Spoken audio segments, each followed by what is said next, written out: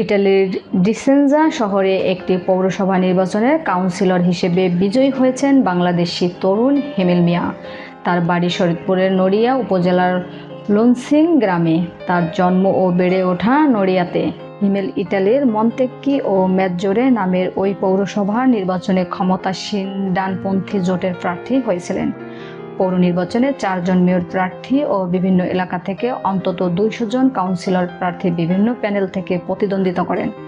হিমেল তার প্যানেল থেকে সর্বোচ্চ ভোট পেয়ে কাউন্সিলর নির্বাচিত হন। এর আগে তিনি বাংলাদেশ ছাত্রলীগ ইটালি শাখার সাংগঠনিক সম্পাদকের দায়িত্ব পালন করেন। জানা গেছে 7 ও 8 জুন ইটালির বিভিন্ন কমিউনিতে মিউনিসিপ্যালিটি মেয়র নির্বাচন অনুষ্ঠিত হয়, তবে কোনো মেয়র 50% ভোট না পাওয়ার পুনরায় 23 ও 24 জুন ভোট অনুষ্ঠিত হয়। নানা নাটকীয়তা শেষে হিমেল মিয়া তার প্যানেল থেকে কাউন্সিলর পদে সর্বোচ্চ ভোট পেয়ে বিজয়ী হন।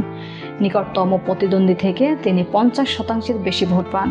হিমেল মিয়া জানান, এই নির্বাচনে তার দলের কর্মী, সমর্থক ও ইটালিয়ান ভোটারদের পাশাপাশি বাংলাদেশি বংশোদ্ভূত ভোটাররা তার বিজয়ে বড় ভূমিকা রেখেছেন।